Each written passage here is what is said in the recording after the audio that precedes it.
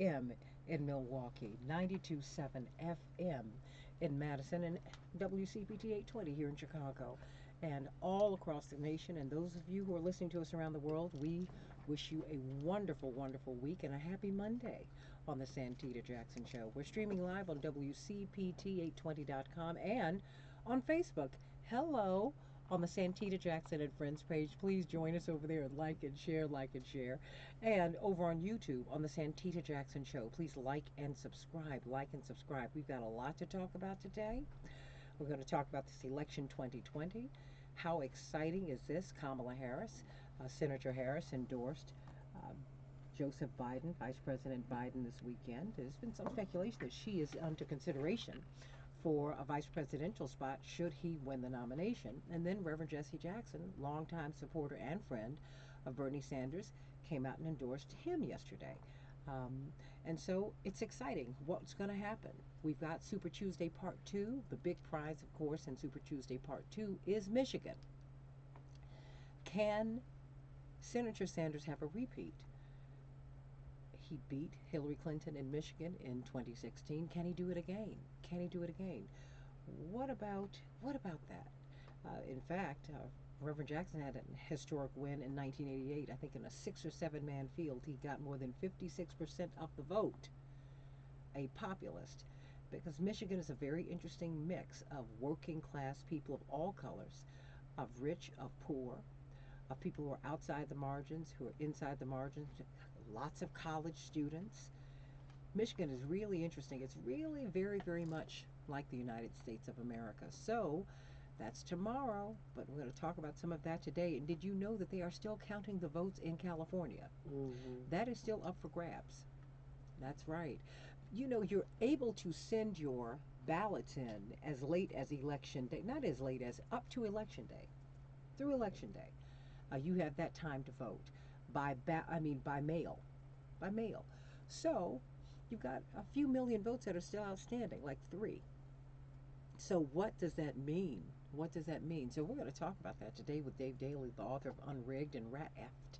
2 fabulous books I've already pre-ordered. I told him. He said, I'll have the publisher send you a book. I'm like, honey, I've already pre-ordered mine from Amazon. You all can send us some books. That's great. Because Lady B will read it, Cortez and Mateo. And Mike is on the other side of the glass today. Yes. We love Mikey, and we love you too, Cortez. Bless your heart. Even though I was going to call you Cortez, Mateo, Cortez. That's what happens with older people. We see these young kids, right? Yes, we do. They all have the same name. Call us at 773-763 WCPT, 773-763-9278. Those of you in Milwaukee and those of you who are in Madison, call me there. Call me there. I want to know what you're thinking about today. And then in the second hour, we're going to be talking about the coronavirus and racism. There is a lot of racist actions that are being perpetrated against Asians all over the globe. Asian students who are in college, they're having objects thrown at them all over the world. They're being told to go home. This brings up issues of cleanliness, with people of color. And I just say just broadly people of color. We have been told that we are not as clean as everybody else, although we clean up for everybody else. I don't understand it. That having been said, a lot of people are not going to Chinatown all over the world because they believe that people who are Chinese are spreading this. This is on 6 of 7 continents. Whenever you have a virus in the world, everybody can get it. That's the nature of a virus. It's hard to isolate these viruses. It is. Even though the president is telling us you can go to work. I wonder about that. As the CDC tells us that you shouldn't. There's a lot going on, and I cannot wait to hear from you about what you're thinking about the coronavirus. And are you prepared? Are you prepared? Do you have your so-called prepper's kit? That's right. Are you able to get a couple of months of medicine? If you have insurance, of course you cannot, because your insurance company will not allow you to get more than a month's worth of medicine at a time. So, seriously, are they going to relax the rules so that you can have 2 months of inhalers, of pills that you might need? Oh, I'm going to talk with Dr. Damen Arnold about that. And of course, we've got attorney Robert Patillo who's going to be joining us shortly. But we're going to first up have Dave Daley, the author of Unrigged, as we talk about this California primary that is that's still out. I mean, we're still trying to figure out who won. I don't have a problem with it taking some time. I just think it's important for you to know that the mainstream media is not telling you that millions of votes are still outstanding. As of last Thursday, it was 3.5 million. Now, hopefully, they've come a little closer today, but that's what's happening, everybody. Oh, okay, let's grab some headlines. Lady B, you doing okay today? Yes. All right, all right, all right.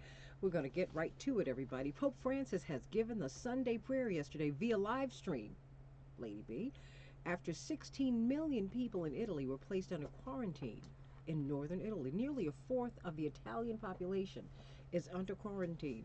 How will that work? The 83-year-old leader of the Catholic Church traditionally delivers his prayer from a window overlooking a crowd in St. Peter's Square in Vatican City. But this time he live streamed it. He live streamed it. So we're praying for him because he's had a case of the sniffles, but the Vatican did confirm that he does not have the coronavirus, everybody. He does not.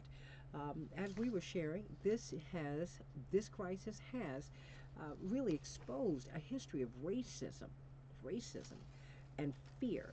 And it's really interfering with how we can contain this virus. And so the CDC is warning against long plane trips and cruises as coronavirus cases mount. According to this article in Politico, the CDC now recommends that travelers just defer all cruise ship travel worldwide. Wow.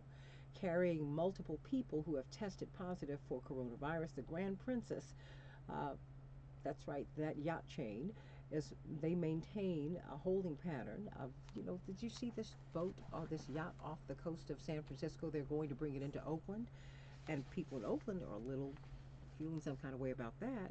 But where are they supposed to go, everybody? What are we supposed to do? Mm, we've got to look at this coronavirus and the impact that it's having on business.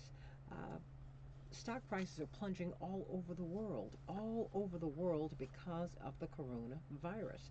The Saudi Arabians have sealed off a region that houses more than 500,000 people because of the coronavirus. And of course, Italy, 16 million people are under lockdown. That's nearly a fourth of their population. What if you don't have paid sick leave? Are you going to go to work? Think about that. Think about that. There is a lot that is at stake here. Not just people who have stock, who hold stock, because most people in America do not own any stock.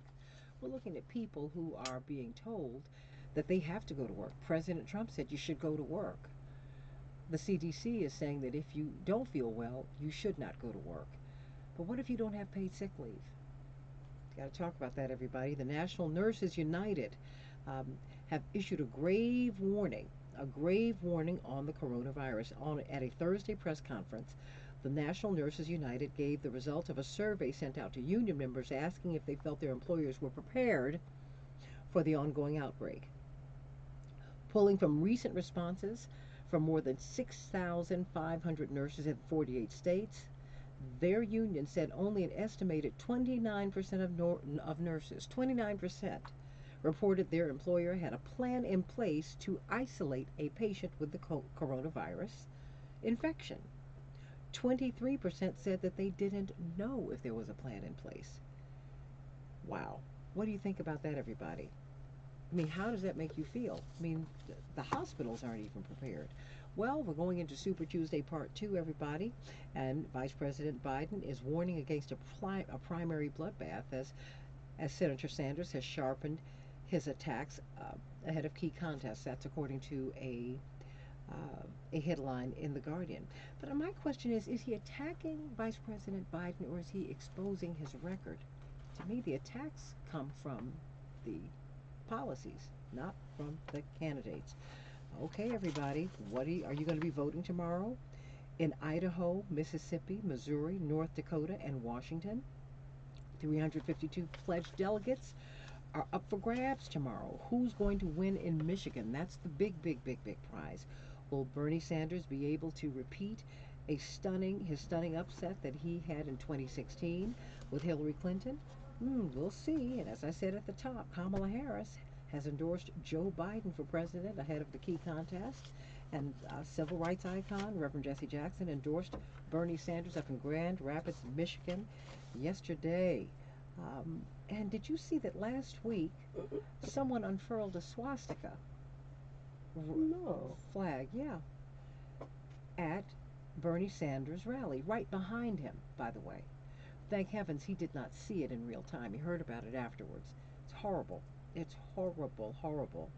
And he said, the idea that there was a swastika, a symbol of everything that this country stands against, is unspeakable. And it is unspeakable, everybody. Yeah. It absolutely is unspeakable.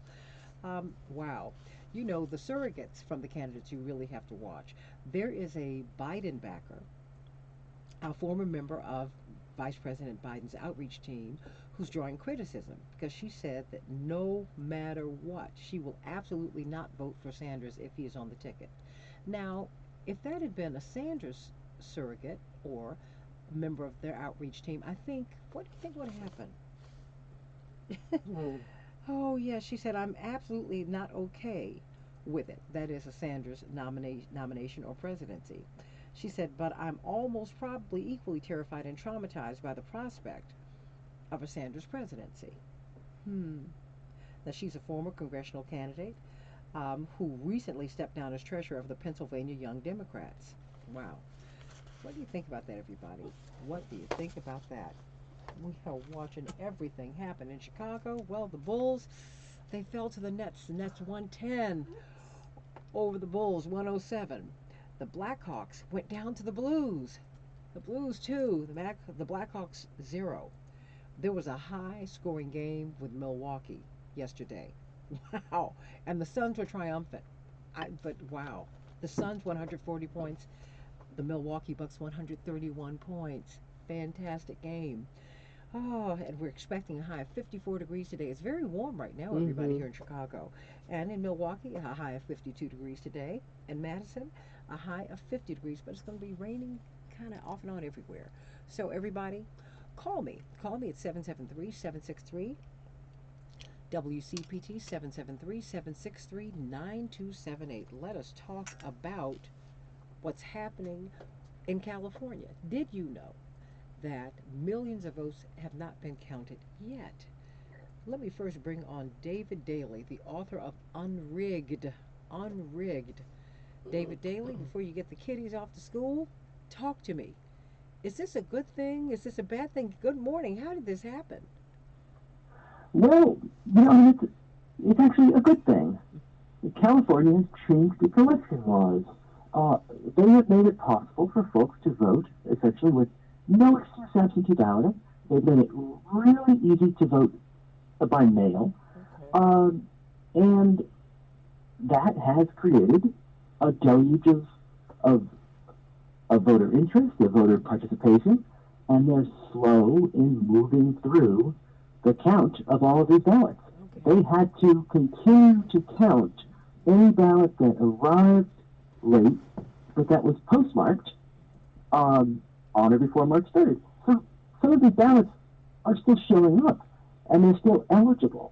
And we have to get used to this as a growing presence in our campaigns. We are not always going to know the winner the night of the campaign as we change these rules and as we make it possible for more people to vote in more ways.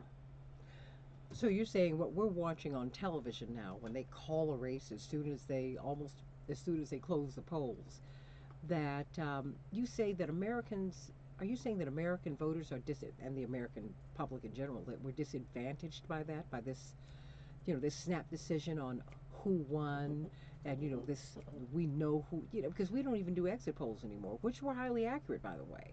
I mean, what's going on?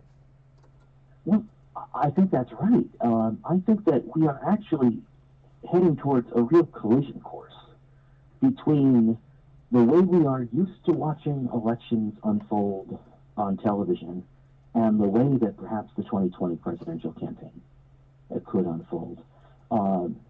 Because two other really big states that we were watching pretty closely back in 2016, late at night, and I'm talking about Pennsylvania and Michigan, have both also enacted similar laws about no excuse absentee voting. So it takes more time to count those ballots, because when an absentee ballot comes in, the signature check has to be done. It has to be matched up against the registration rolls. And in a lot of times, states simply aren't ready or prepared to do this, because there's so many more of these than there have been in the past, and perhaps their laws have not caught up, or perhaps the staffing has not caught up, and this slows down the result. Now, Democrats are more likely to vote absentee and take advantage of this than Republicans. So what this means is that there's this late blue wave that essentially comes in as these votes are being counted. So it's going to look like on election night in some of these states like Pennsylvania and Michigan that the Republican candidate for president or for U.S. Senate is ahead. And there's going to be perhaps a rush in some places, probably not by CNN or MSNBC or the Associated Press, all of these folks who are going to understand this, and they're going to be aware of which votes are still out and what that might mean. But that doesn't mean that the President of the United States might not get on television and claim that the election night vote is the actual total, when it's not. And we already know that the President of the United States is going to do this, because we saw him in Florida in 2018 talking about the need to go by the election night vote in those razor-thin close races for U.S. Senate and governor down there. The Republican candidate did end up winning both of those races, but you had to wait for all the votes to come in. And what happens if this race comes down to Pennsylvania and Michigan? If on election night it looks as if Donald Trump is the winner in those states, if he claims victory, but if late arriving and late counted votes actually tilt those states the other way, we could have a recipe for the kind of constitutional chaos and electoral illegitimacy that we've never seen before. Well, paint that picture for us, because, not that we're trying to alarm people, but, Dr. Michael McDonald from the University of Florida, has given us the numbers. He said, look, and he's given accurate projections over the past few presidential contests. He said, look, we're going to have more people voting in this presidential campaign than have voted since 1908 in terms of percentages. They're expecting between 180 million and 190 million people to vote. He said, look, the fear, and Michigan sounded out the alarm first, the fear is that the system cannot handle all of these people voting. And as Michigan came forward, more and more states came forward, David Daley. We were on the Keep Hope Alive with Reverend Jesse Jackson radio show talking about this. What should we look forward to, and what can be done in advance of this? Is there anything that can be done to cut down on the possibility for chaos? Because I think that with all of the feelings in the electorate, I'm just hoping that we would not have social unrest because people feel that their candidate is not being favored or being treated favorably. There are a lot of things that can be done. The question is whether or not any of them will be. States that have passed expansion of absentee voting need to also update their election laws and allow clerks to begin the counting of these ballots ahead of time and to get this process underway. States need to have appropriate numbers of electoral officials ready for election night, knowing that this kind of crunch is happening. Our media needs to educate people about why some of these states are going to be late reporting, instead of having Wolf Blitzer on CNN with a countdown clock, talking about how long it's been since, like he was in Iowa, where they were like, "What's going on? We don't know what's happening." This is what's happening. It's going to be a slower count than usual, and cable news and these anchors are going to have to hold it together, tone down the drama, and be a lot more responsible. But we also are going to need the President of the United States to be more responsible. And that may be the longest shot here of all of these, right? You think? Really? That, Pennsylvania and Michigan look as if they're going red at 9 o'clock, 9:30, 10 o'clock on election night. And then as the absentee votes, as the early votes are counted, the numbers start to go the other way. And if he has already claimed an election night victory before all of the votes have been counted, what happens then? People are going to say that these are illegitimate results. There's going to be this questioning of the system that is simply doing its job. It's simply counting ballots in a slower way. But folks are going to see all of these Democratic votes coming in late at night, and they're going to say, "Oh, but these are all the dead people in Illinois voting, right? The election was rigged. You went to bed at 10 o'clock, and I was ahead, and you woke up this morning and they stole the election from me." David Daley. David Daley, I think we are going to have to get ready for it, and we want you to come back to the show so that we can talk about it, because I think the more that we talk about it, the more we can get the secretaries of state, the secretaries of the commonwealths, to deal with this process, to mitigate it in some way, because, we need to be able to vote up until Election Day, right? We can do that.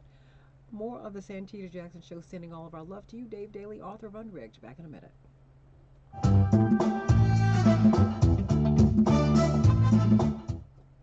Hi, everybody. This is Santita Jackson. Join me on the Santita Jackson Show, Mondays through Fridays, 6 to 8 a.m. morning drive on WCPT 820. Cortez is stapling the rest of the story that I have to give you. That's for the coronavirus. Oh, well, I'm already it's intense like gas, through that. or pain, or diarrhea. I don't know if some are repeat, but over and over. I just read it. I spent years with the symptoms, but could never figure it out. We'll go right to Robert Patillo and ask him, So I decided this to break is it down for my interesting. doctor and get really specific about my symptoms. We discovered But I think that we've got, exocrine I think you're going to see much pancreatitis more or of this. EPI may be the reason And, for my stomach issues. Because, I EPI I is caused by personally my think, I would pancreas. like to It leads have, to diarrhea, what do you all gas, let me know what you bloating, think. stomach I mean, pain, do you unexplained mind, weight loss, and oily do you stools. mind the symptoms days that it just is don't taking? go away. California, which is the most populous state in the United States, do you mind that it's taking them some time to count all of the votes? I mean, I think that we have become too accustomed to what Dave Daley said, Wolf Blitzer standing in front of the board, John King, dun, dun, dun, dun. And that's not the way it works. Think about it. That's not the way it ought to work. In California, and now we're seeing in other states, you're able to mail in your ballot up until the day of the election. Think about people who, like more than a third of the electorate, they're making their decisions the day of the election.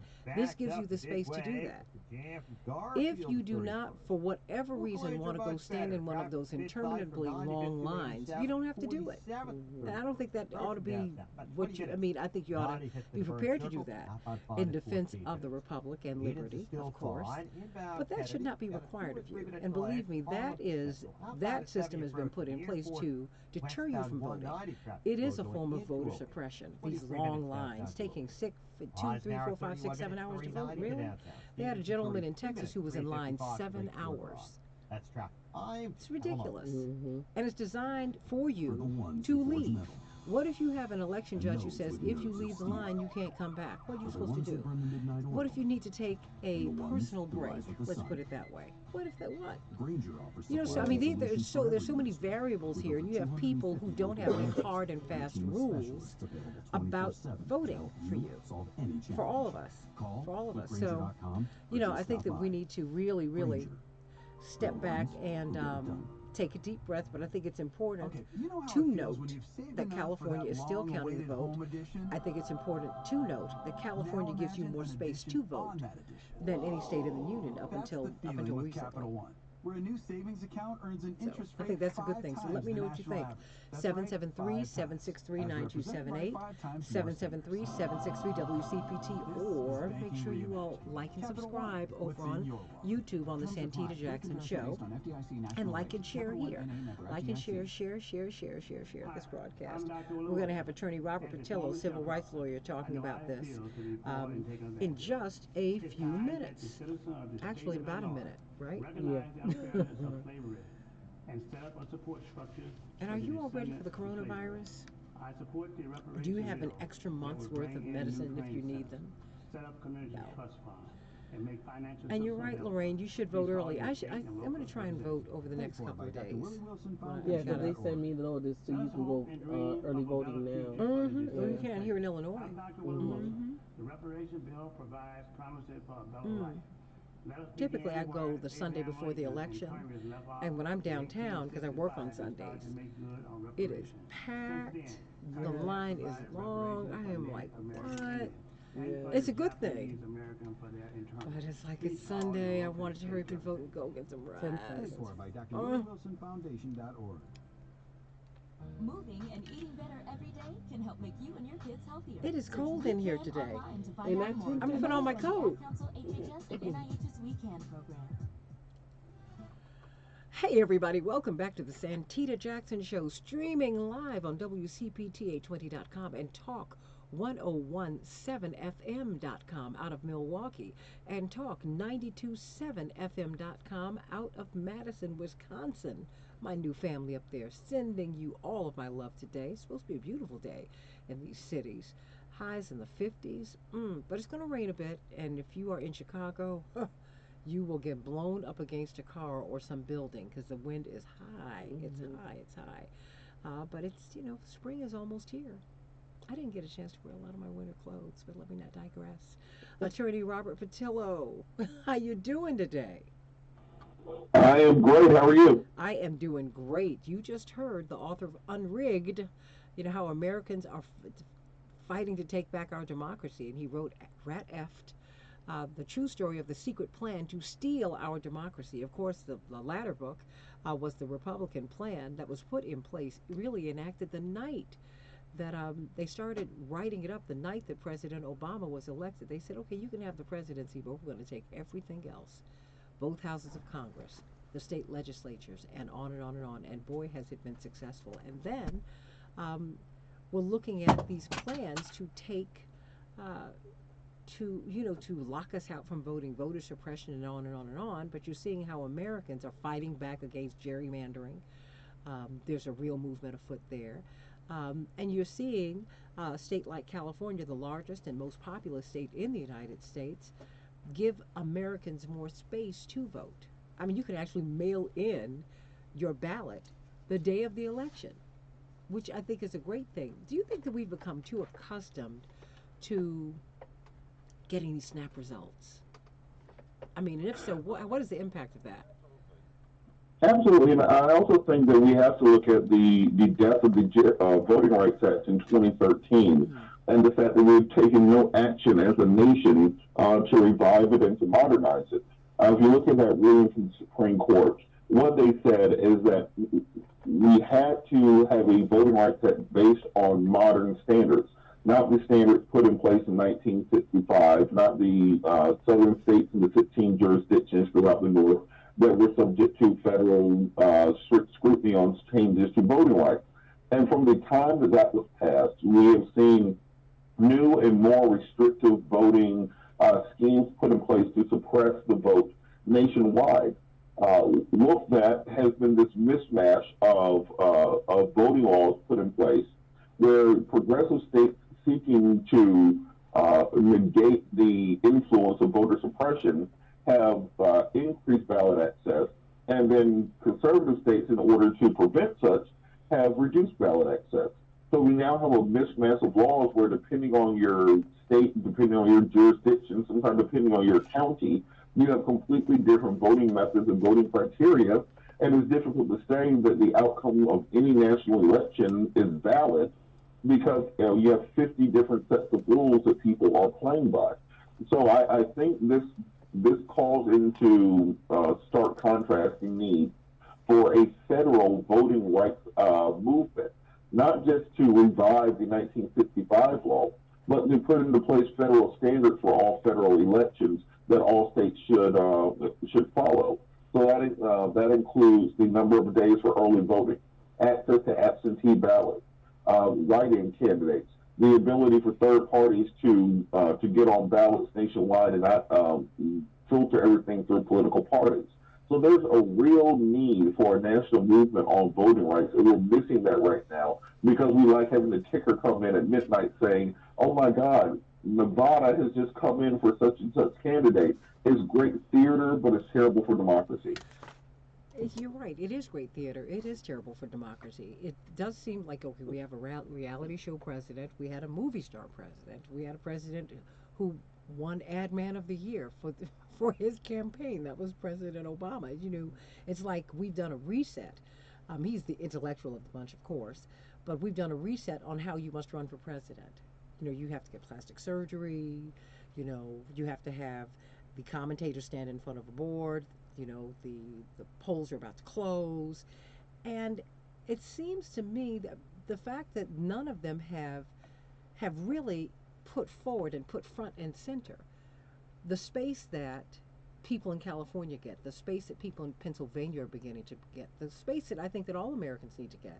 You ought to be able to vote up until, if it's absentee for whatever reason, you ought to be able to vote up until election day.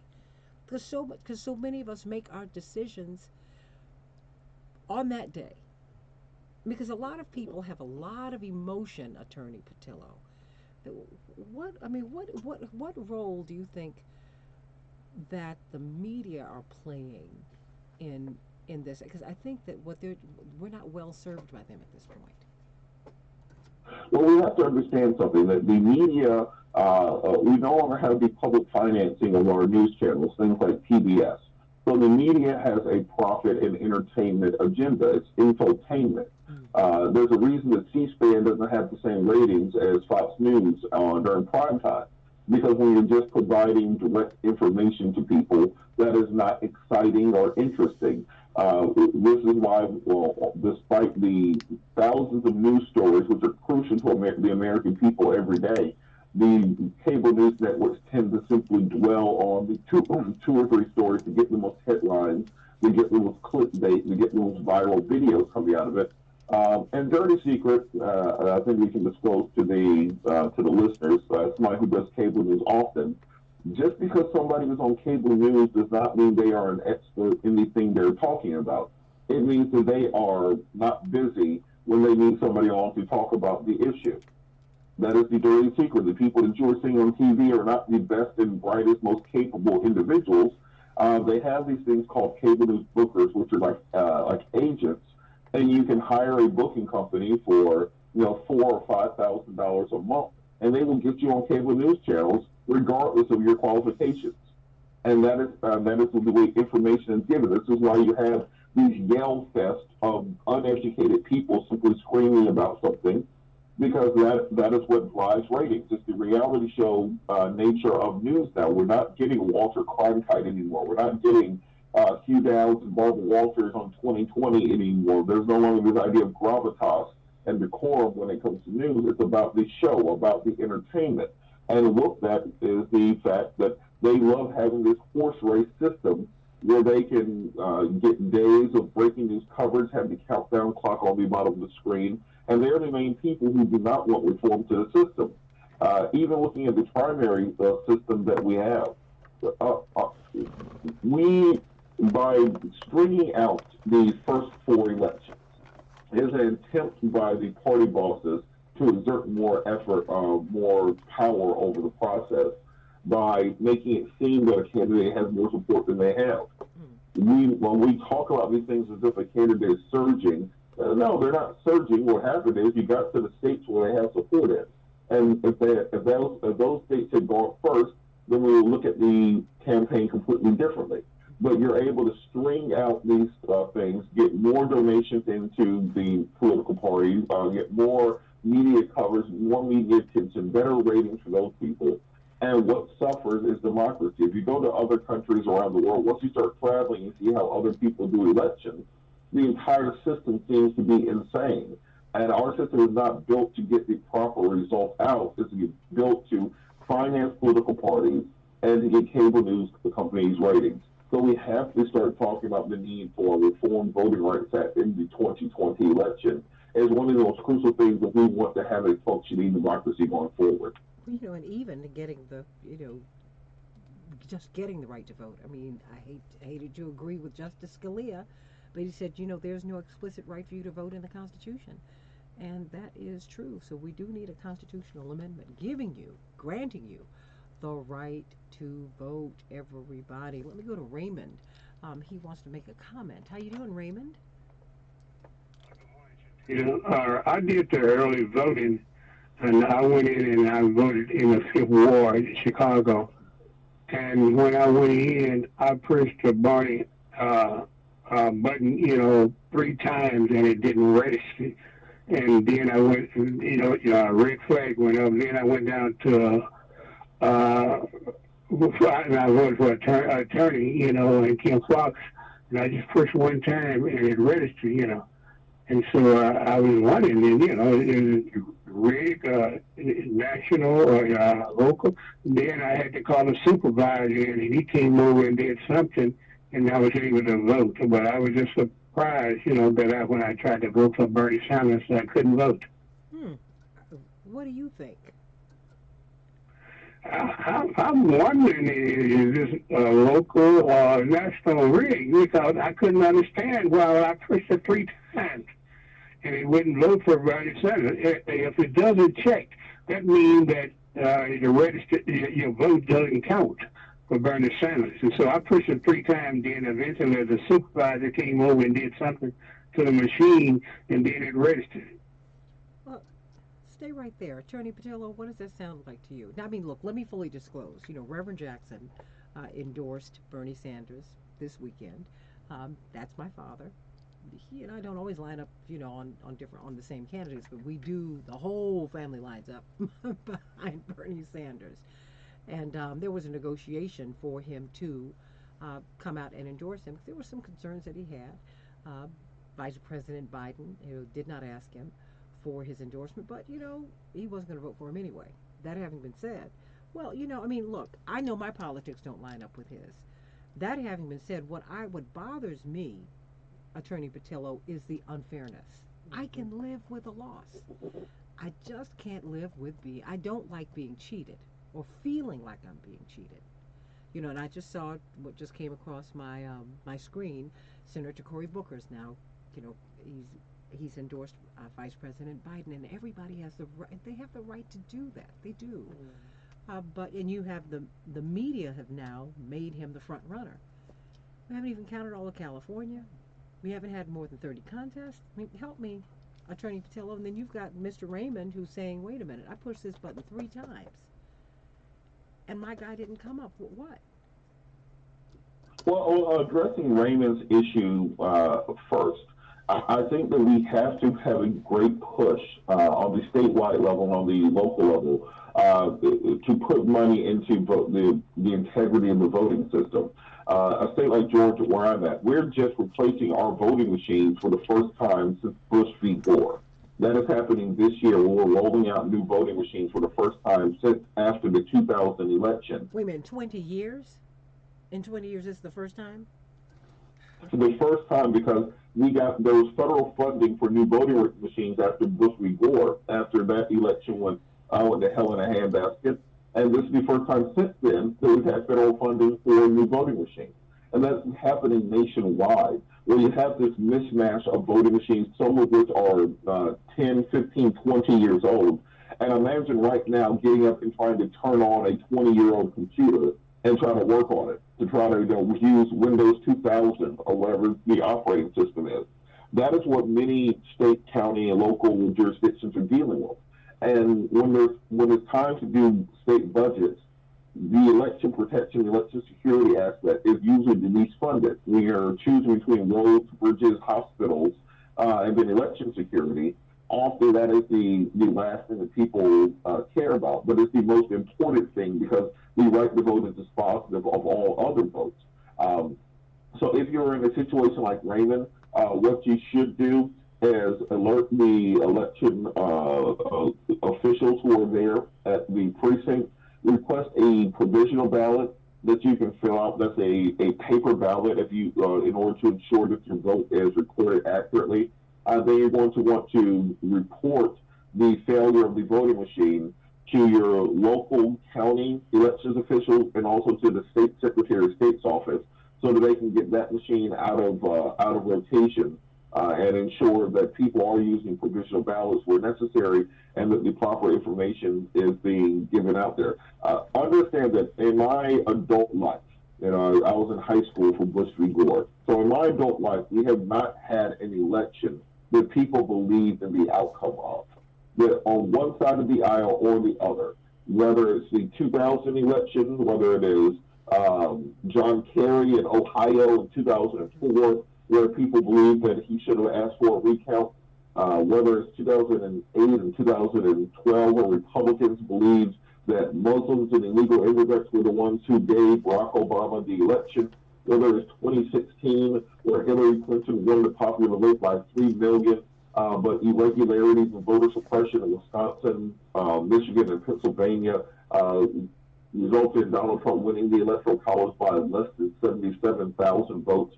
We don't have faith in our democratic systems and our democratic institutions, which leads to the breakdown in the respect and the authority that we give to the people in office. That's how you end up with a game show host being president. That's how you end up with a conversation where people who have 30 and 40 years of experience in public office are arguing against like a lady selling magical beads who was running for president, or like a 37-year-old thinks that he's president now, because we don't have any respect for these systems anymore. We feel like anybody can do it because we don't believe the elections matter, but we're getting the best and brightest, that the system actually works. And as that breaks down, that is how, if you look historically, how systems fall from democracies into, from republics into empires, from democracy into oligarchies, into autocracies. And you see that happening in America today, and it's something we should be exceedingly concerned about, because if people don't believe that their vote matters, that that they have an influence on the system, then you go back to that state of nature from Hobbes, where people feel that violence, force is how you get your voice heard, as opposed to through the ballot box. So that is crucial that we make this part of the demands we make in America going forward, that we have elections we can believe in. But I think that's why it's important, given the fact that so many of us get our information from the media, from the mainstream media. Even if we are in the independent media, oftentimes we are dependent upon the financial resources, the machinery of the mainstream media. Even we have to pivot off of them, Robert. And so I think we have to really demand more of them, demand that they give us the full story instead of giving us their slant on the story. I mean, look, when President Trump says fake news, believe me, he is someone who is a brander. He is a master marketer. He understands where Americans are. Americans do have grave mistrust of institutions now. That's been going on really since the Kennedy assassination. I'm not making this up. These are the studies. This is the data. And as Robert Patillo just said, in his adult lifetime, over the past 20 years, we have not had an election that one side or the other has believed in. That's very, very dangerous. It's unhealthy for the republic. It's unhealthy for us as a society. It's unhealthy for us as Americans. So we've got to figure out, well, number one, we have to make a decision to be transpartisan, I believe, Robert Patillo. because this is not about being a Democrat or a Republican. It's about the democracy and the republic. It's about making it fair. I've said it. Look, I can live with a loss. I won't love it, but I can live with it. But when you feel cheated, it does something to everybody, and it's not a good thing, Attorney Patillo. Well, look, I'm a Falcons fan first, an Atlanta Falcons fan. Stop it. Now we're going to cut him off. No, we're done. No. I'm a Falcons fan first and a Bears fan second. So I'm used to losing for the most part, for most of my life. He's trying to hurt me today. And with that is the fact that as long as I lose and I know what the rules are and things are fair and balanced and that I just lost because I'm sorry, I'm okay with that. I am used to that happening. I remember when the Falcons had Jeff George at quarterback. We lost a lot. It was something we were used to. It's another thing completely when you're playing the Patriots and all of a sudden all the referees seem like they go blind in the fourth quarter. There's no flags coming out for your team. There's a bunch of flags coming out for the other team. Yes. And that 28-3 turns into you losing the Super Bowl. And I think that's how we feel in election season, where we knock on doors, we hand out flyers, we do phone banking, we get literature out, we post on social media, we do all the things that we're supposed to do. We win the popular vote. We win the popular vote by a million. And then it's like, oh, wait, hold on. And that's what makes people lose interest and lose confidence in the system. And when we talk about young people not voting, the reason is that they don't believe that their votes have any impact. They think that everything's going to be rigged anyway. So why bother getting up and making the effort if you're just going to get cheated out of it? So as long as that happens, you get a decaying in the system. This is why we have such low voter turnout in this country, because most of us believe that it's rigged already, and the outcome is predetermined. Why do we have such complicated and convoluted electoral rules in this country where you have 50 states making rules, and then you have individual counties in each state making rules, and then frankly have individual people in each individual county making differential rules, where the number of early voting days depends on if there's Republicans or Democrats in your legislature, where the availability of absentee ballots or whether you do online voting, as some primary states did this time, depends on how progressive your attorney general or your secretary of state is. We have to get these things together. If we want to continue having this seat as being the bastion of democracy worldwide, so we can't run our elections like every 10-pot banana republic in the third world.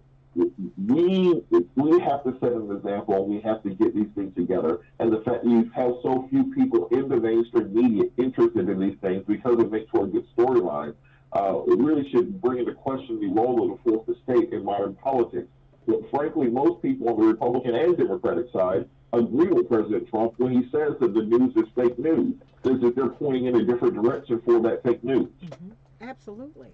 Absolutely. I mean, because people keep saying, and I've said to people, and someone said that I was being Trumpian. I said, no. I said, look, this is how people are feeling. And he has aimed in that direction. But like you said, those of us who mistrust or distrust these institutions, we are pointing in opposite directions, but we're coming up with the same conclusions. And so just to, in the last couple of minutes that we have here, tell me about California and other states that are enacting rules, primary voting rules that will enable, that really facilitate voting. California, you are able to send in your absentee ballot on the day of the election. That's why more than 3 million votes as of last Thursday were outstanding. That's why they call it election month, Attorney Patillo, in California, not election day, election month, because they've expanded the franchise for people. They give you more space to vote. Is that a good thing? And should other states do this? Is it a bad thing? What do you think? It's absolutely a good thing. It is something that we should look at nationalizing, as a matter of fact. And the way they can be nationalized without violating strict scrutiny, by still having a constitutional, or still passing constitutional muster, would be that you simply tie it to federal funding for elections.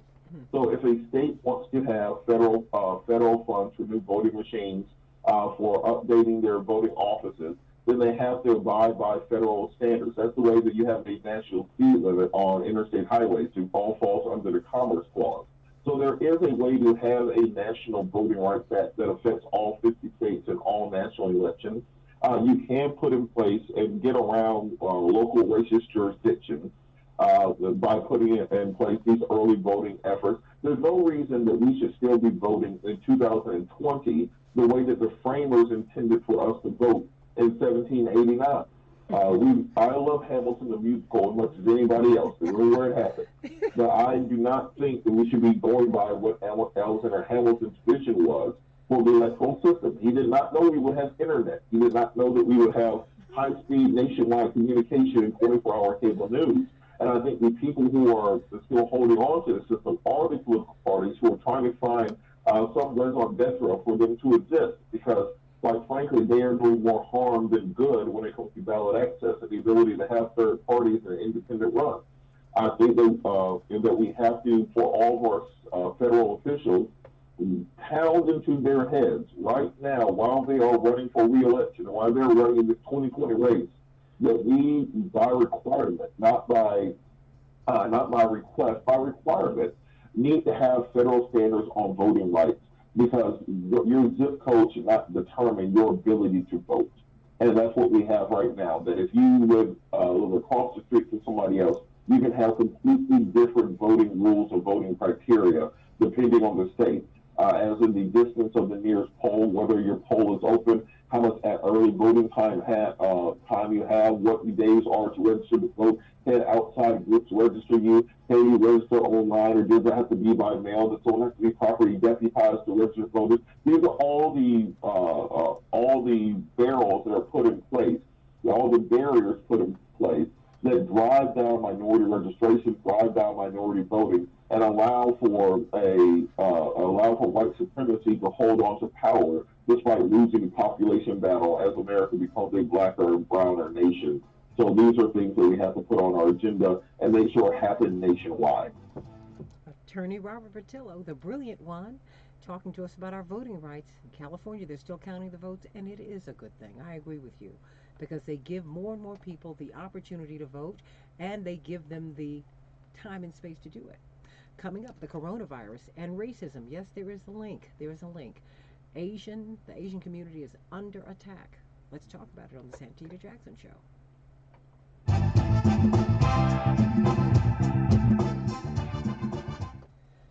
Hey, it's Brock from Hero Power. Did you know? He's absolutely brilliant. Yes, he is. By their electricity suppliers since 2015. Don't want to get caught overpaying for your electricity? Luckily, there's help. We're at 141 now. It went up by electric rate. Yeah, Friday's show was really good. What happened on Friday's show? I wasn't here on Friday. I'm just trying to remember what was Friday's show. Because that was the only video that gained like views really quick over time. We gained more subscribers because of it. I'm trying to remember what show that we did on Friday. Let me see. I'll go back here. At myheropower.com. Well, you know what, you find out, and then let me do. Clean energy at no extra cost in less than 2 minutes. At it was about we have Rokan on. Rokana. Yeah, Rokana. And we talked about Elizabeth Warren. Warren. And the progressive election 2020. So maybe that was it. More than 3,500 Congressman Kana. will be getting off from a cruise ship in Oakland, California. At least 21 of them tested positive for the coronavirus. The site is currently being secured, it's being fenced, and it's being secured by federal personnel. Governor Gavin Newsom says the process is in place to get people off the ship and in quarantine or to treatment. A passenger on a previous cruise of that ship died. Because you're not able to pull these Washington Post stories, right? No, I just noticed it too. Okay, no, because that's what I was saying. I didn't think that you were able to. Then I need to send.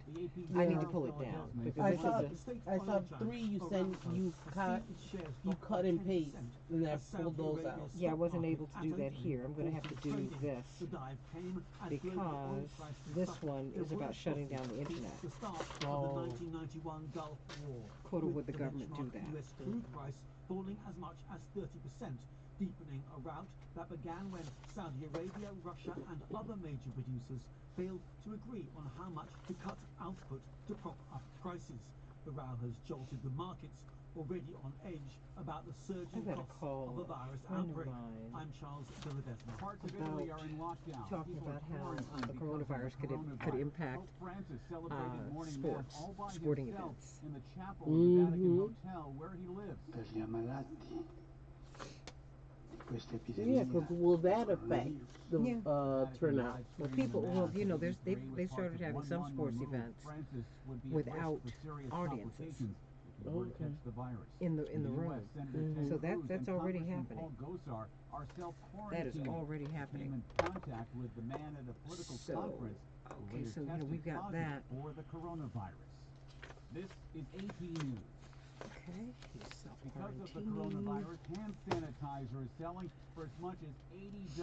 Sold out hand sanitizer and other products that people are stocking up on because of the coronavirus is causing price gouging, and New York City Mayor Bill de Blasio says no one should be trying to make a profit off of a crisis. A hardware store known as Sheeman and Grant in Midtown, they have been fined.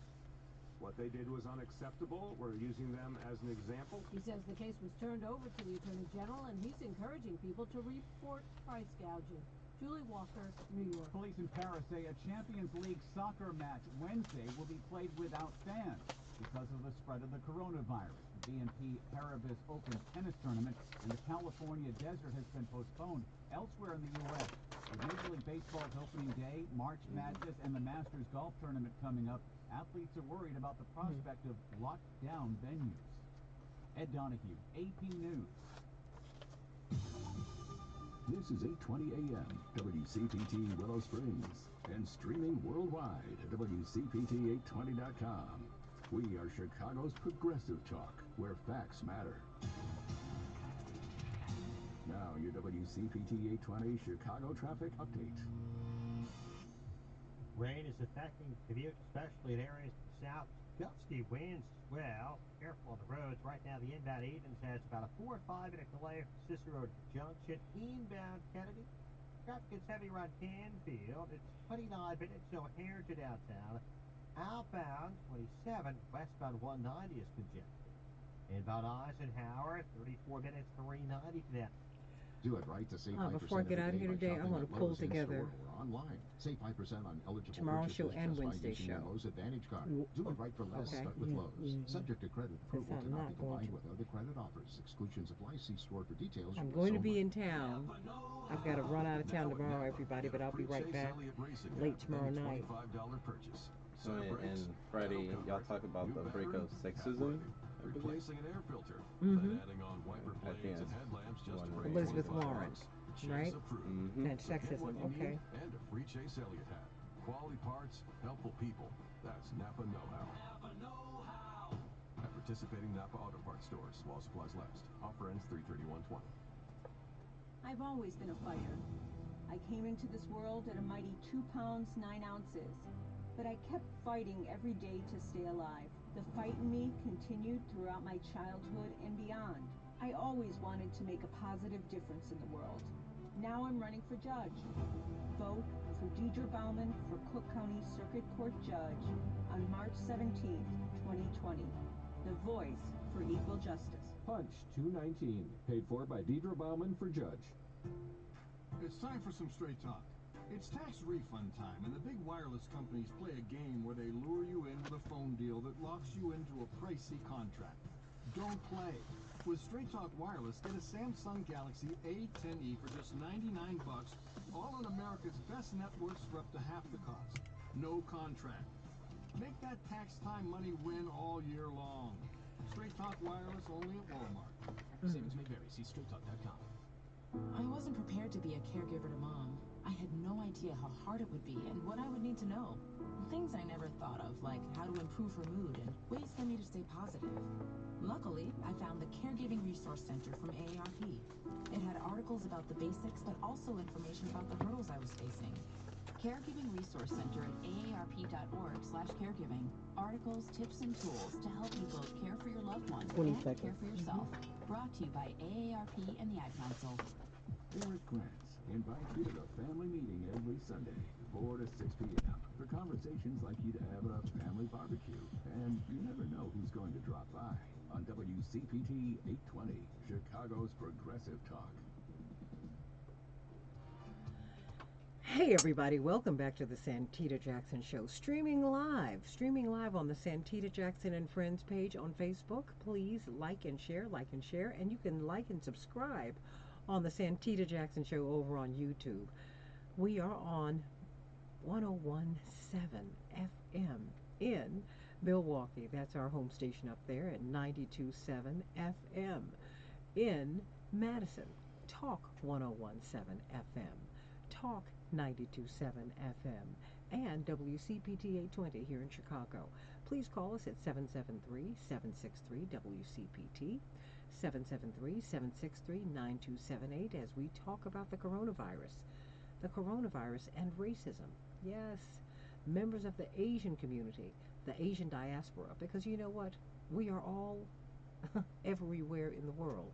And Asian students at universities all over the world, they're having objects hurled at them. They're being told to go home. They're being called dirty, etc., etc., etc. Because the first place that we saw COVID-19, the coronavirus, came out of China. Come on, everybody. We can do better than this. We can do right. So we're going to talk about that because it brings up these old tropes about people of color, all people of color, not being clean. And sometimes it's been Europeans. It was Germans 100 years ago, not being clean.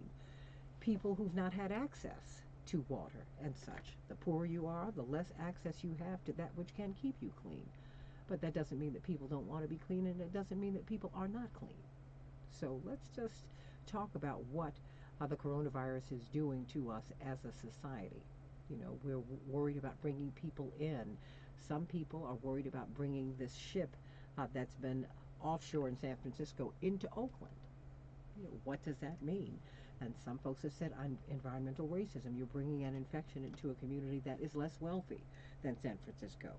But let's talk about this. Well, let's elevate this discussion together. And what can you do to be prepared? What can you do? We're going to talk with Andy Kang, who's from Asian Americans for Advancing Justice, to talk to us about the coronavirus and the impact that it's having on the Asian community. But also, we're going to talk with Dr. Damen Arnold, the former director of our Illinois Department of Public Health. Indeed, he's one of the nation's foremost experts on public health. There are lots of things that we can be doing right now, from taking vitamin C to he was at a Rainbow Push Lady B on Saturday, and he was talking about how he swishes his mouth with Listerine before he gets on a plane and after he gets on a plane. But that's where the virus resides, in your nasal passages, all of that. So, you know, we want to empower you. Information, knowledge is power, everybody. So while we have this virus raging on 6 of the 7 continents, you shouldn't be panicking. You shouldn't be in fear. We should know what we can do to prevent the virus, to mitigate the virus. We can do that. So, Lady B, let us get to some of these. Let's lead with the virus, huh? The National Nurses United. That's right. They had a press conference in Oakland on Thursday, and they gave the result of a survey sent out to union members asking if they felt their employers, the hospitals, the healthcare facilities, were prepared for the ongoing outbreak. Pulling from recent responses from more than 6,500 nurses in 48 states, the National Nurses United Union said only an estimated 29% of nurses reported their employers had a plan in place to isolate a patient with a possible COVID infection. Only 29%. 23% said that they did not know if there was a plan in place at their hospital. while 63% of the nurses surveyed said they had access to N95 respirators at their units. Many said they haven't been fitted or trained on how to properly use them. Are we ready, everybody? Ted Cruz came into contact with someone with the coronavirus, and he, very, very wisely, has taken the step to self-quarantine. He is the first person in Congress, first member of Congress, to take this big step to self-quarantine after he recently came in contact with someone who now has the virus at the CPAC conference. That's the conservative PAC. Everybody, he made the announcement yesterday, and he said he was doing this out of an abundance of caution. He has not exhibited any symptoms, but because he's come into contact, he said, you know what I'm going to do is get out of your way. That's good for him. And there's a 5-story hotel that was used for the coronavirus quarantine in China. It collapsed, and wow, it burned. Wow. So what happened there? Yeah, everybody was, it's a really awful thing. Trapping about 70 people. It's not clear if anyone has died, but 34 people were rescued. Well, they're building hospitals and such in China all the time. They're trying to quarantine people. They're trying to stop the spread of the virus. Good for them.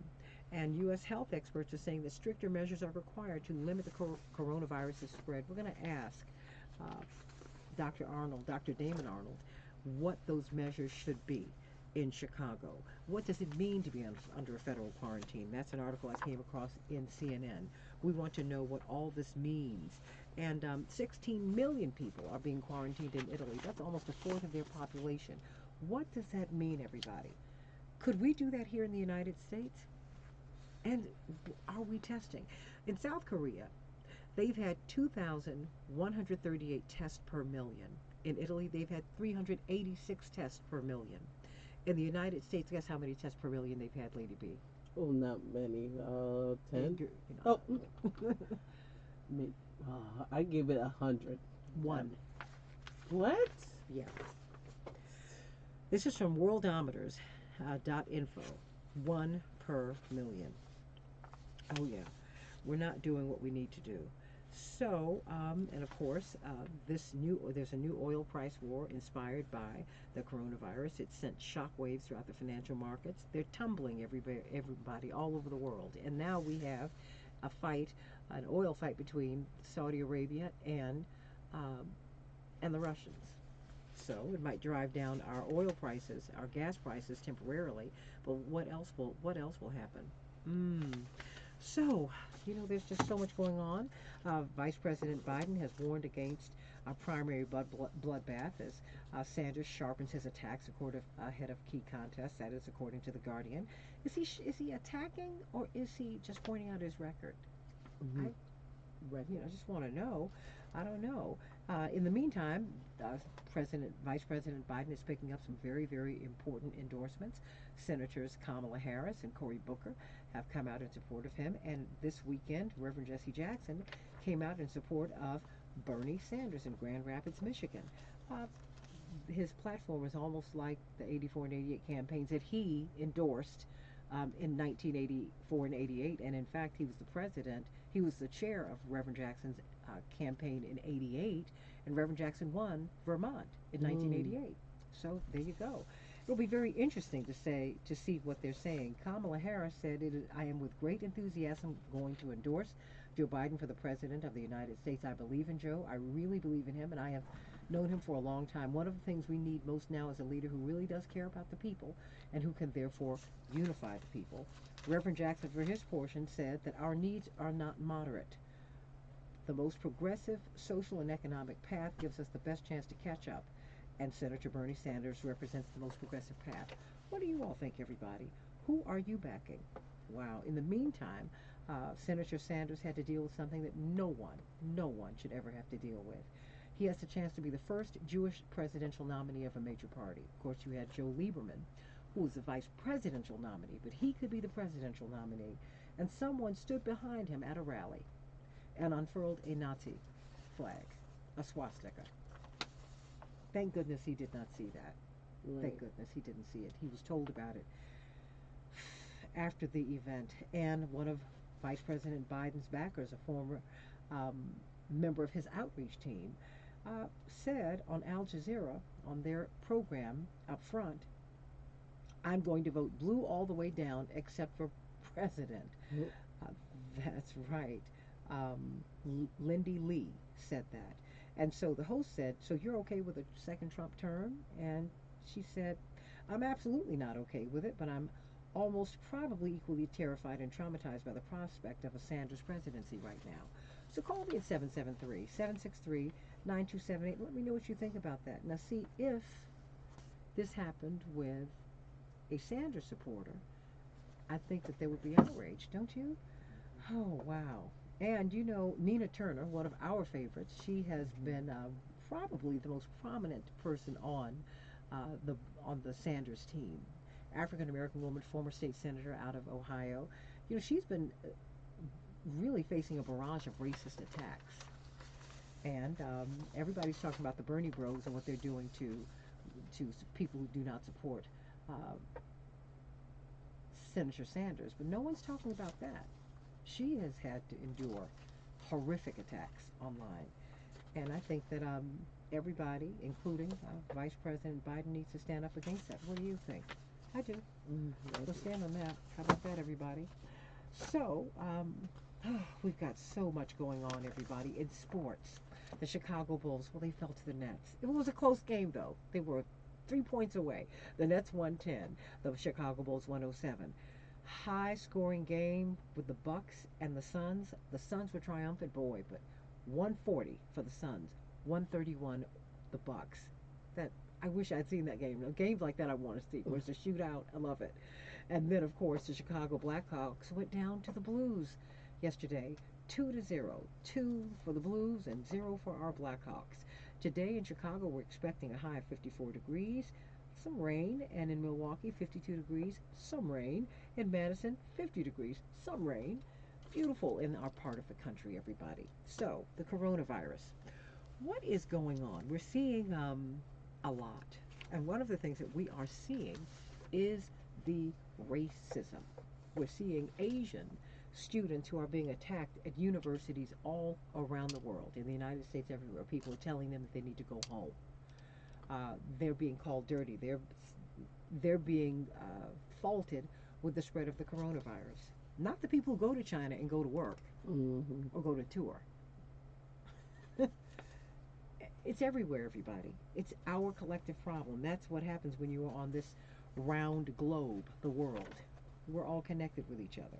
So there is a rising panic that, according to the wonderful Washington Post article, that's making it harder to contain this virus. But, you know, let's look at the social side of this virus. Keep those calls coming in, because everybody also wants to talk about the election, because we've got Super Tuesday Part 2.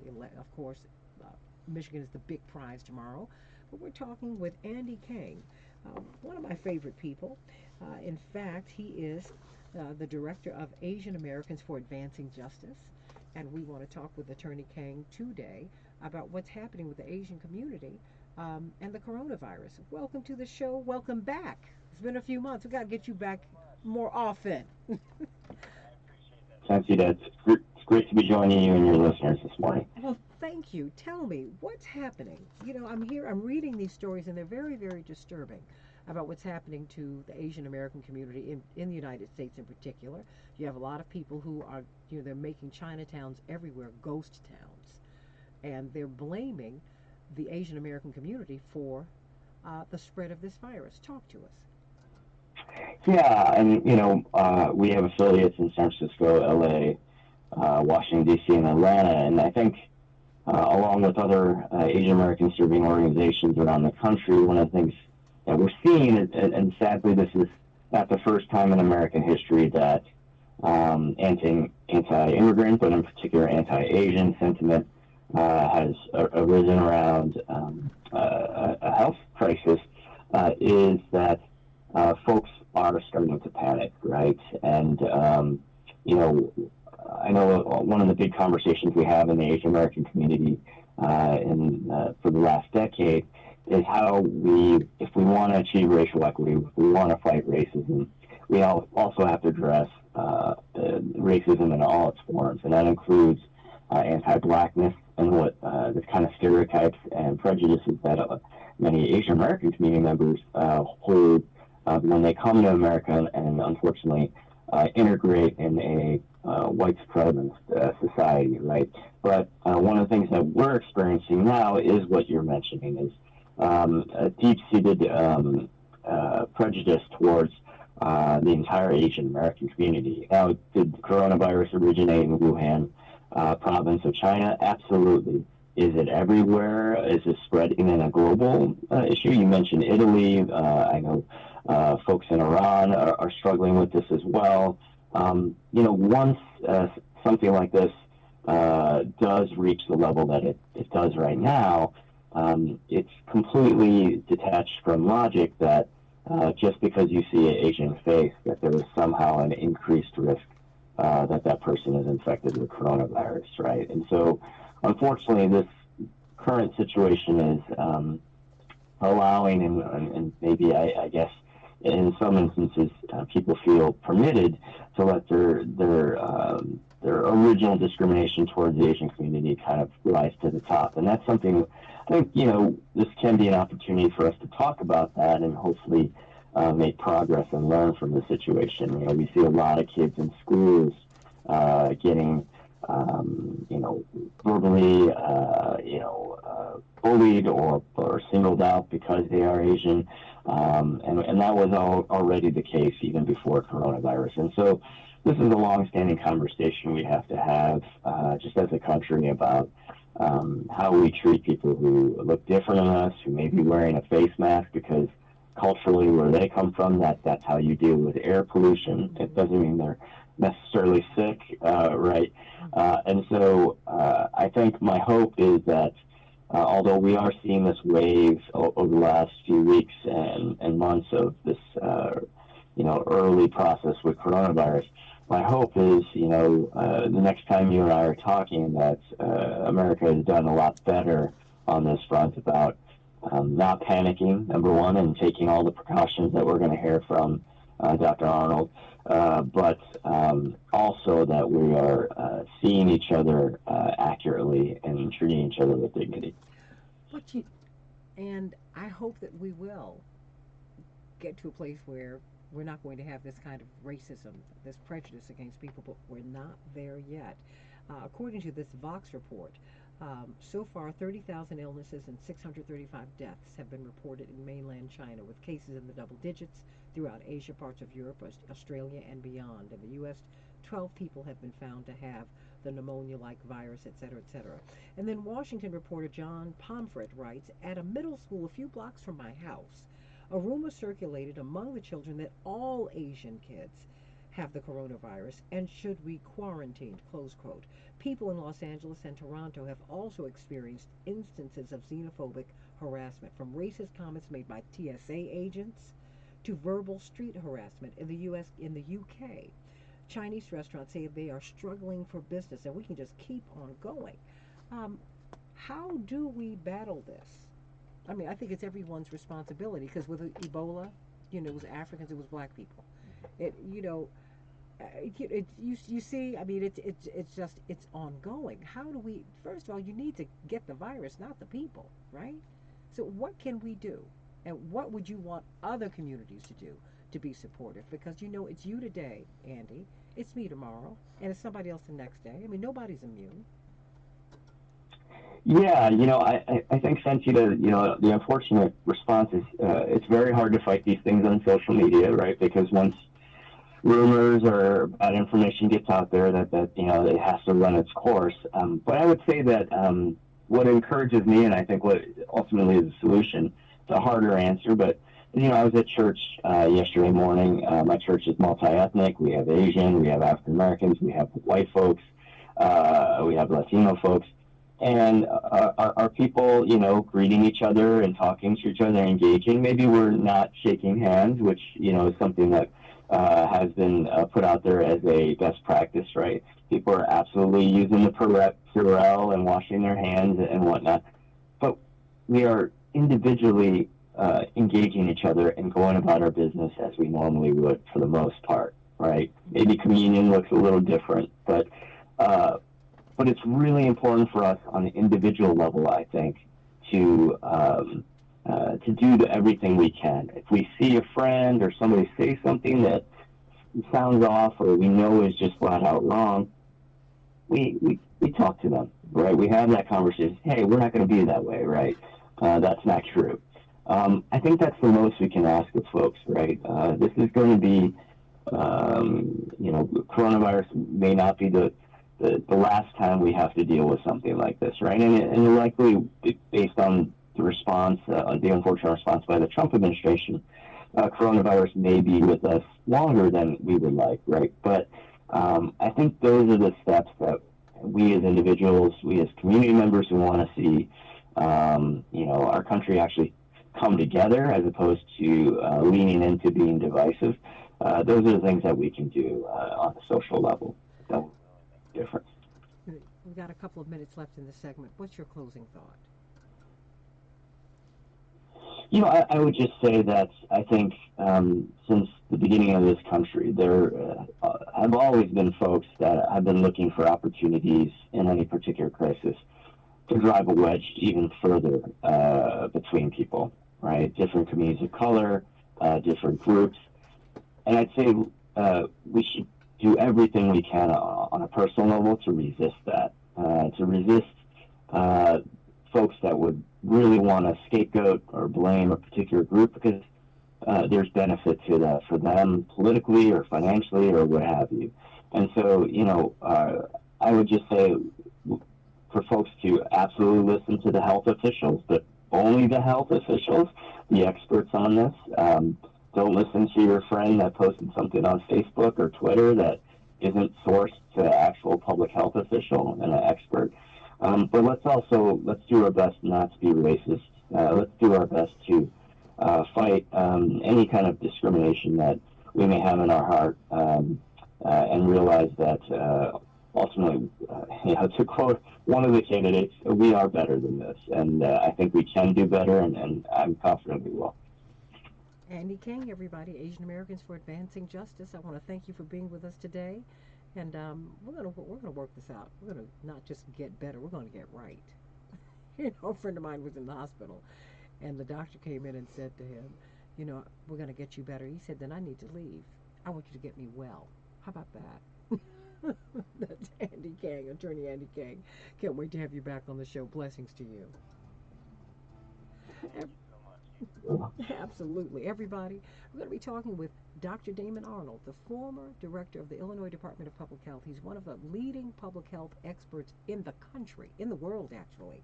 We kind of caught him yesterday between all of these conversations he's having with experts around the state, around the country, around the world, because this is an issue. And we're seeing from some of our listeners that you want to weigh in on this, and so keep calling us at 773-763-WCPT, and let's talk about the coronavirus and what we can do to protect ourselves. Back in just a minute.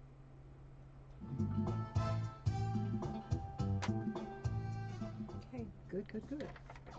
The history of Air America lives here.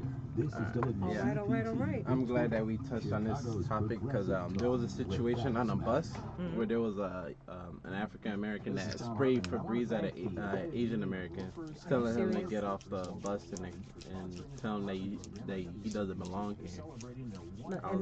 And kept spraying Febreze at him. I was like, after what we've been through as a people, that's not right. It's just not right. Yeah, we're all humans. Right. Well, you know what? One person gets a virus, everybody gets one. How about that? Just stop it. Yeah. Let's find a vaccine. Viruses you really have to live past. It's the infections the secondary infections that get you with a virus. If you have bacterial pneumonia, there's medicine you can take for it. If you have viral pneumonia, there's nothing you can take. You can bolster your immune system so that you can get stronger and outlive it. Viruses just live on and on and on and on. Cancer's a virus. So what you do is you keep your body strong so you can stay in remission. If you have any virus, you either in remission, you don't get rid of a virus. You always have it. It can be herpes 1, herpes 2. You always have a virus. You can't kill a virus. What you can do is mitigate a virus. You can get so strong that the virus doesn't express itself in you. That's what I was saying to you. You've got a responsibility to eat a particular way.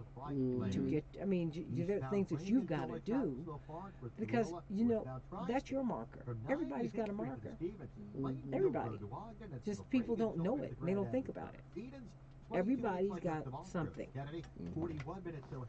Everybody. Everybody. So, you know, so the thing is now, what are you going to do with your something?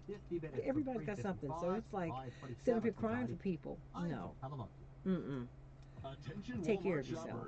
This is a Jackson Hewitt tax service everything will be Save time and money Everything will with work out for the everything will work out for the best. You know, you just go on and do you make the best out of the moments that you have here.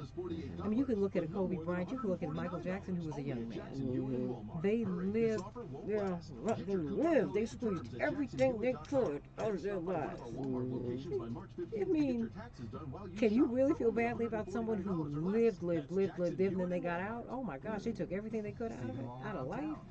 You can't get upset about that. You can say, wow, now you know what? Some people just hang around for 70 years. Some people just hang around for 80 years or 60. They're just hanging out.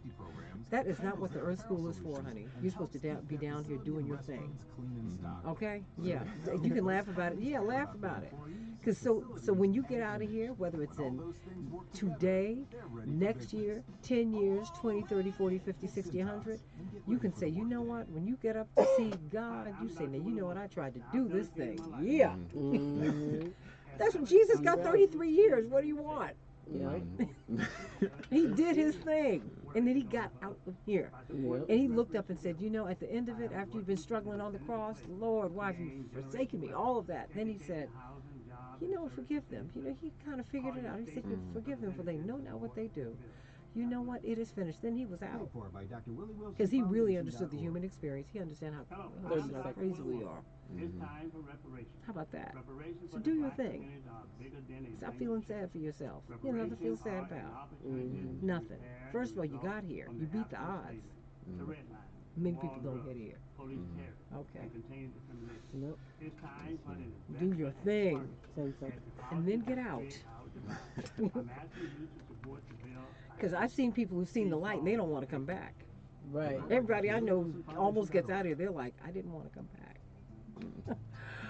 Oh boy, we have some deep conversations here on WCPT 820 and Talk 1017 in Milwaukee and Talk 92.7 in Madison. Boy, oh boy, oh boy. Join me on the Santita Jackson and Friends Facebook page.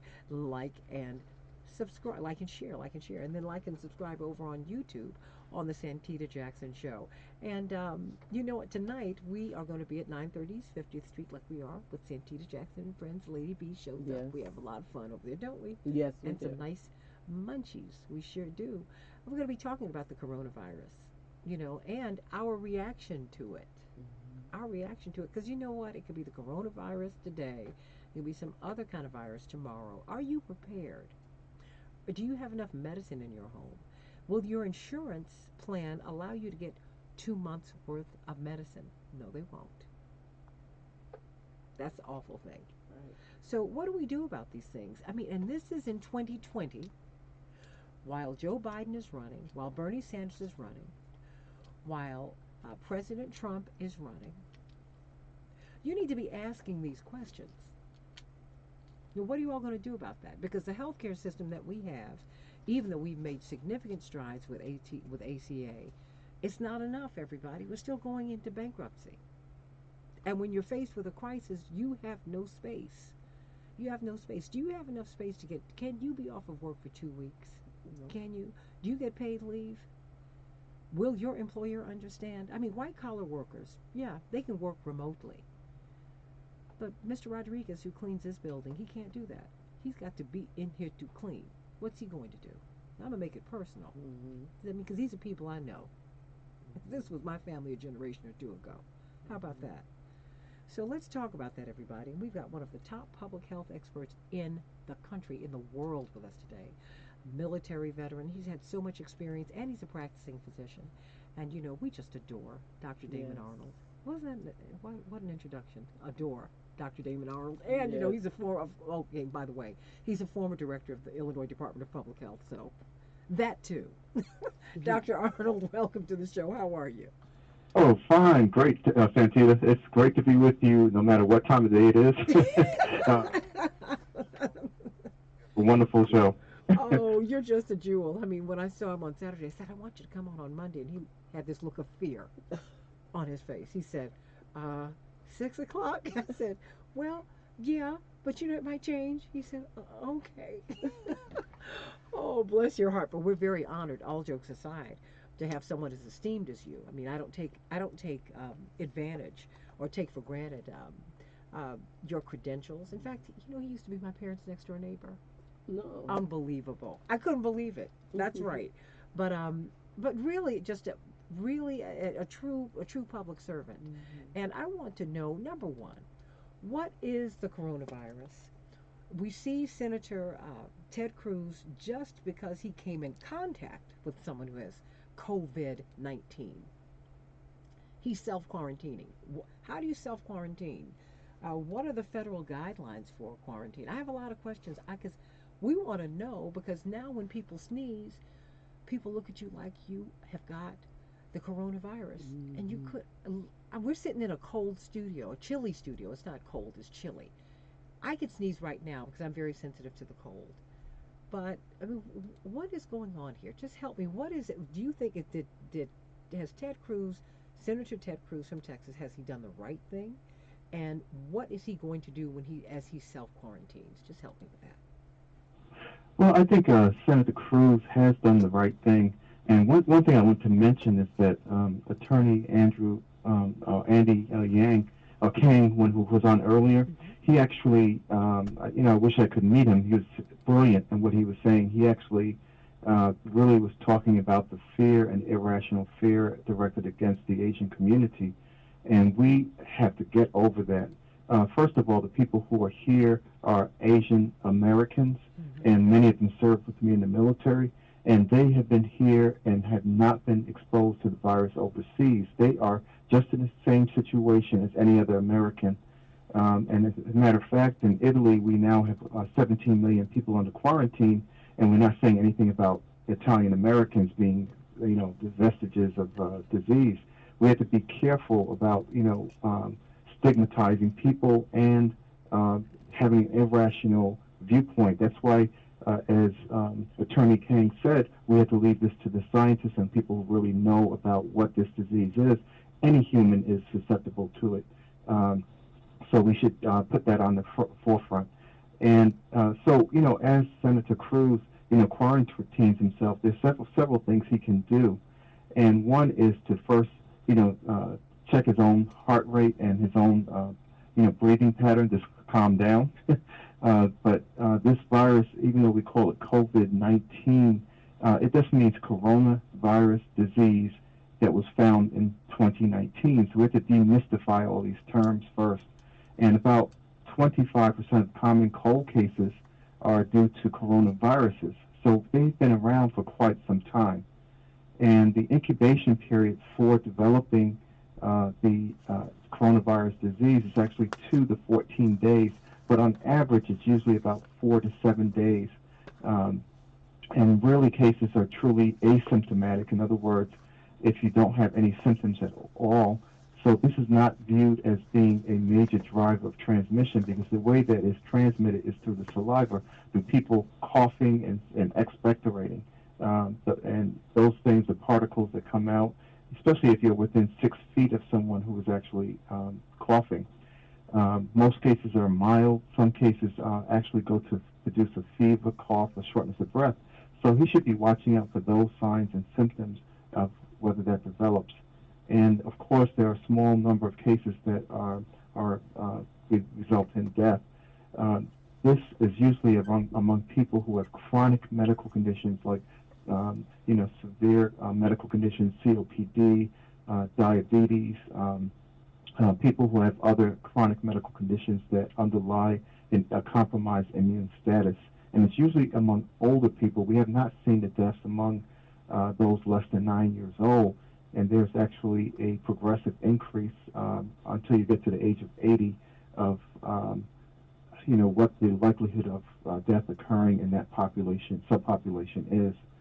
In Illinois, we currently have 7 cases as of yesterday, and it's interesting because I haven't heard much about these cases coming out of the Asian American community that we're so worried about. It's very interesting. But that is interesting because now we're watching Chinatowns all across the country. They're not getting business. People are avoiding them like the proverbial plague. But the people who have the virus in the United States are not coming from the Asian American community. Yes, and they're probably much more susceptible to it than they are of acting as any kind of nidus for infection or a place where people can be exposed to it. So that is something that we have to keep in mind. I've gone to Chinatown 4 times since this whole thing broke, and I have not contracted the coronavirus to my knowledge. I have not had any symptoms. So I think we really have to be rational and approach this thing in a good way. But I heard you say something, if you don't mind, when I heard you speak at Rainbow Push on Saturday about things that you do to prepare. I mean, to really make sure that you optimize your health. You have a vitamin C regimen, Listerine. Could you go into that? I mean, look, it didn't sound crazy to me. It made sense because I said, wow, when they find the virus, it's in the nasal passages, it's in your throat. I mean, am I wrong? Oh, you're correct. There is currently no vaccine or targeted treatment against the virus and limited testing capability right now in the United States. So there is supportive care aimed at addressing the symptoms, and it's usually offered to those people who are suspected of having the COVID-19, which is the coronavirus disease. And usually there's a high clinical index of suspicion, so even without a positive test, those people who have the symptoms that they believe are related to that can be clinically determined as someone who needs supportive care. So one of the things I do to avoid actually trying to get viruses, and I do this all the time, not just during COVID-19, I've done this for decades, is that if I take a plane, I take a little small bottle of Listerine. You have to stay under the requirements for TSA. You have to respect them. Don't bring the supersized bottle, the pass-around bottle. Thank you for telling me that because I might bring it. And so you take a small amount of it, and I usually take a small amount in my mouth. I swish it around, for about a minute, and then get rid of it in the sink or urinal. Then also flush, to clean it out. I wipe, I blow my nose, and also, most importantly, I wash my hands for about 20 seconds at least with soap and water. Now, you can use the hand sanitizer that's 60 to 95% alcohol, but the best thing to do is to wash your hands. So, and multiple times a day, especially if you're touching environmental surfaces. So, those 3 things are important, including the vitamin C, as you were mentioning. I usually take about 1,000 to 2,000 milligrams of vitamin C a day. Vitamin C actually was one of the things that we used to prevent scurvy in people who were traveling from overseas. So it's my personal belief, and I've been looking at some reports, but it actually helps to keep the barriers in your mouth and your nasal patches competent, so you can resist infections as well.